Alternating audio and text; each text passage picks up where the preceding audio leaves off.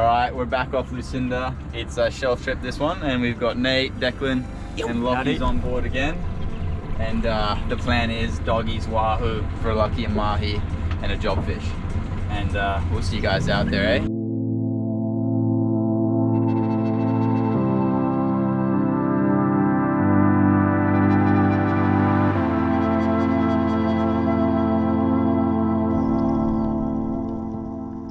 Not quite the shelf trip that we planned. Initially hoping to go to the same spot that we've been the last couple times, where we've shot doggies, wahoo, and all sorts of pelagic fish. And we sort of got there and the visibility was really poor, less than 10 meter viz in most areas, and that makes blue water hunting extremely difficult. We also had engine problems, and so the engine at around midday decided to stop turning on. Luckily we were able to fix up the issue and found that it was just coming from the petrol. Our primer wasn't getting the petrol into the engine, and we just had to have someone prime it up each time before starting the engine back up. And luckily it got us all the way home and to another reef that we decided to go to on the second day. After finding out that there wasn't really much happening where we were, there just wasn't any pelagic fish, not even all that much bait either. And to top it off, having visibility like this makes diving extremely difficult. After doing several drifts throughout the morning, we didn't really end up coming across anything worth shooting. We weren't really too sure what we should do, where we could go. Where we were on the shelf is pretty isolated and there isn't really much around. So the only option was to either go into some reefs and try chase reef species, or do the same thing again on the next day and risk either not seeing anything at all or having something really special come in.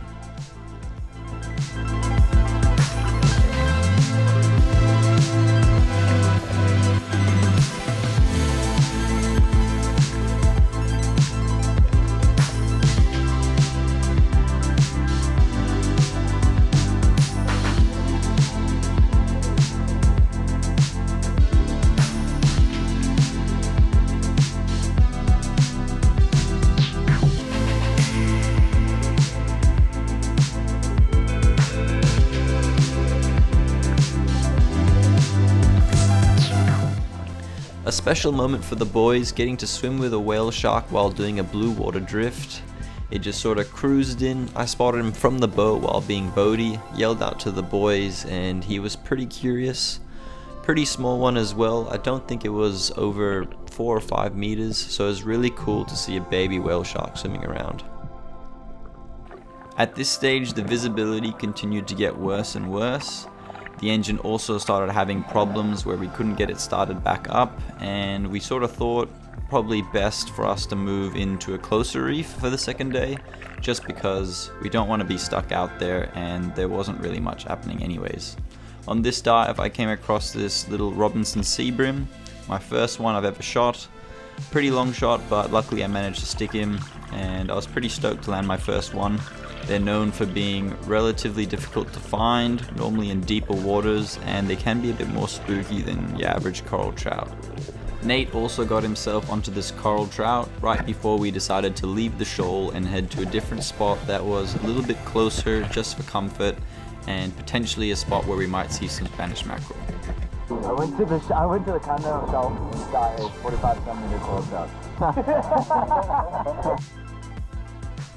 The next spot we jumped in on seemed to be a lot more promising. From the first drift we saw plenty of rainbow runners, generally a good sign that there might be other bigger predators around, and just a lot more fish, slightly better visibility, was still no more than around 15 meters.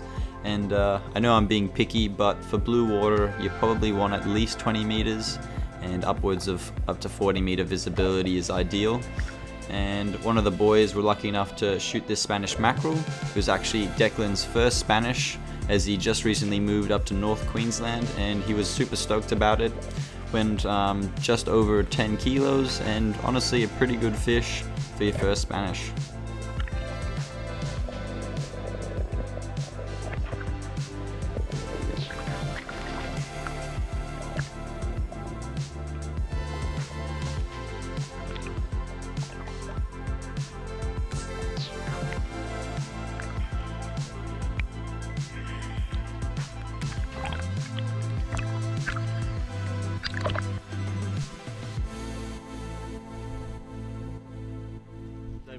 already made it to the shelf. What do you have to say for yourself? We're not at the shelf anymore, guys. We had engine problems and we're into a closer reef.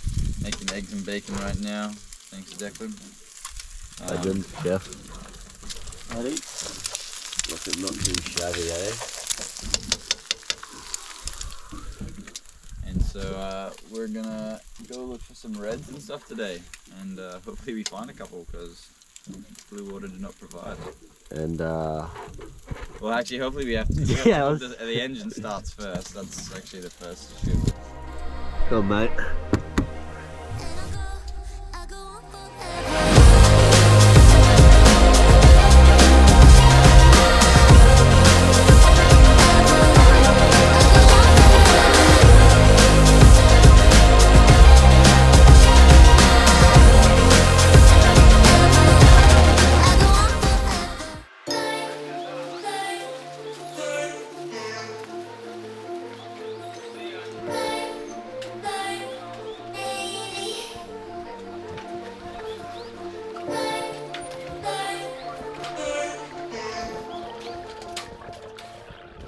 With the first day of blue water spearfishing being relatively unsuccessful, we decided to head to a reef that we know has quite a lot of good fish.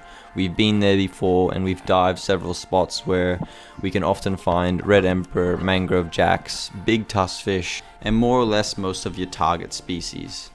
Generally, we're looking for isolated bommies that are surrounded by sand, relatively far from any other structure nearby, that sort of brings all the fish into one little spot. And on this one here, Nate, who actually hadn't shot a red emperor before, dived down and we pointed out that there was one that seemed to be legal, and once he got down there, definitely was legal, and he put a nice shot into it, and I got a second POV of him retrieving the fish, and this one ended up coming in at 59 centimeters, and so he was super stoked to land his first red emperor ever.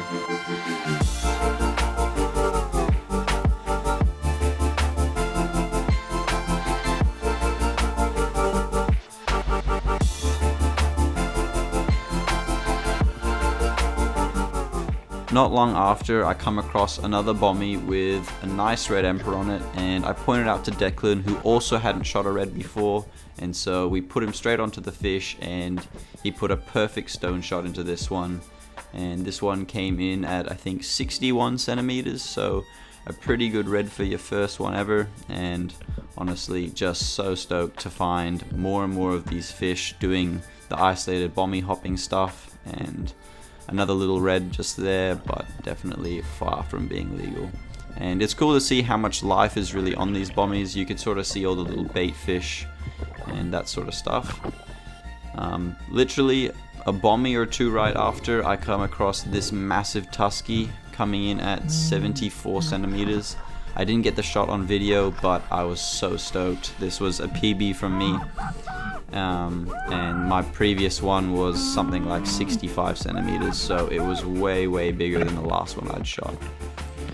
Nate missed this big red right after. That one was probably 65 centimeters, I would have said, and yeah, he just shot it a bit low and it darted off.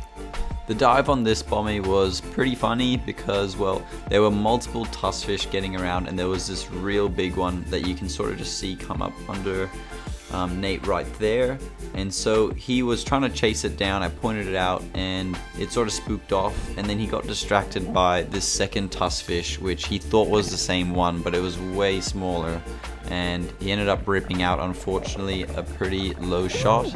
And right after, I dived straight back down and I missed the big one as well, and so this is my POV coming down. The big tusky sort of spooked and went back around the bommy, but went the other way to where Nate sort of followed, and it was hard to tell because so many tuskfish were getting around, and it, honestly, really healthy ground too. But you see that big one spooks off to the left, Nate goes off to the right, and I see him shoot that one, creates a bit of commotion, and he darts around, and I think, oh well, I'll quickly get a shot into him, and I straight up missed. But I wasn't too bummed personally because I'd got that big one earlier, but it was funny to sort of have that whole situation go down, and then right after he comes out, and that's when I really realized how big he was. This one was probably between 70 and 75 centimeters as well. On the next set of bommies we dropped on, I sort of swam off to this little pinnacle that seemed to have heaps of life. I found this massive red, which I completely fluked. If you watch the shot, it pretty much missed it by 0.5 millimeter. I was trying to aim for a headshot, and he sort of just ninja dodged it, so I was pretty bummed at first, but I realized that he wasn't going anywhere, and reds like this, they are pretty curious. As long as you don't hit them and you miss completely, they'll often stay around. And so on my next dive, I dropped my throw flasher to try get him really curious, and he came straight in to check that out. And then as I came in, he was a bit hesitant, but I placed a shot perfectly, the shot that was pretty much after earlier, so I was able to redeem myself. I was honestly just so lucky that this fish decided to stay. It is a bit of a 50-50, sometimes they do stay and sometimes they just spook off, but red emperor are very dominant fish, and I think when they've got a bommy that's their bommy, generally they're gonna be there no matter what. And yeah, we're just lucky that such a prized fish is also such a dumb fish in a way. Not that it's actually dumb, but it's just super curious, and it almost just makes it too easy to shoot them. After shooting that red, which was my new PB being 65 centimeters, we didn't really get too much footage shooting any other fish. We just dived a couple bommies, and I thought I'd just throw a couple of them in there so you guys can see what kind of ground we're diving to find these kinds of fish. My biggest tip if you're trying to chase these fish is don't overthink the bommy. It really doesn't matter too much from what I've found. Pretty much any bommy in the middle of the reef could hold any of these fish. Ones that I've thought would have nothing have held reds, and others that I thought would hold heaps of reds have had absolutely no reds on it as well. So it is just a bit of luck. You just gotta keep diving as many different rocks as you can, and eventually you find one that's got heaps of fish on it. And like on this bommy, there's 2 reds here. None of them are big. I don't think this one on the left there is even legal. It would have been probably 45, 50, but there's lots of sweet lips and other fish. Generally, big schools of sweet lip as well. They're good indicators that a red or a mangrove jack might be around. They do like to school up together, and yeah, you just never really know. Just if you see a bommy on the sounder, jump in and just check it out. You might find an insane 10-kilo red on it. You never really know. And this bommy here is actually a pretty good one. Matthias from last trip shot his big red on it, and I decided to just check it out, see if there was much happening. Wasn't really anything going on that day, but still lots of big sweet lips as you can see. And this ended up being the final catch. There's a few more fish in the esky that you can't see, but overall a great trip.